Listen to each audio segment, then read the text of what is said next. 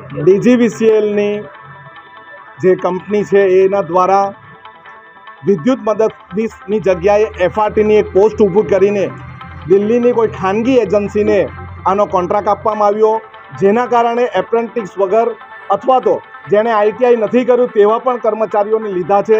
160 station પર, દરેક station પર 9 જેટલા કર્મચારી લીધા છે, એમને પૂરતો પગાર આપવામાં નથી આવતો।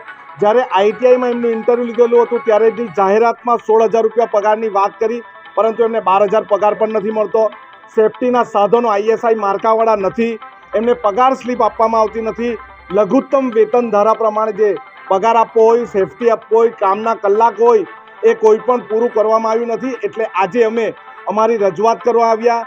એજન્સીની મેનેજમેન્ટ ટીમ કોઈ હતી નહીં અને અમે અહીં રજૂઆત કરી છે। એમની સાથે આ જે પણ કર્મચારી છે એમની વાત કરાવો ને પૂરતો પગાર આપો, પછી જ આ કર્મચારીઓ કામે ચડશે।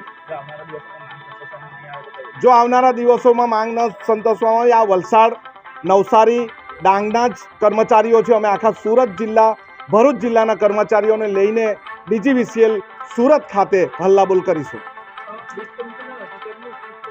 વીજ કંપનીના અધિકારીઓ જાણે કોઈ અધિકારીથી ગભરાતા એવું લાગે છે કે જે ગાંધીનગરમાં બેસીને આ બધી મલાઈ ખાય છે અને મલાઈ લઈને મંત્રી સુધી પહોંચાડે છે। એટલે વીજ કંપનીના અધિકારીઓ કંઈ બોલી શકતા નથી, પરંતુ આનું મેનેજમેન્ટ કરનારી એજન્સી જે છે, એજન્સીનું જે મેનેજમેન્ટ હોય છે, મેનેજમેન્ટે ફરજિયાત ટ્રેનિંગ આપીને એમને થાંભલા પર ચડાવવાના હોય છે, પરંતુ એ પોતા પપેટ છે। ઉપલા અધિકારી જ્યાં સુધી એમની સાથે વાત ન કરે ત્યાં સુધી એ બોલતા નથી।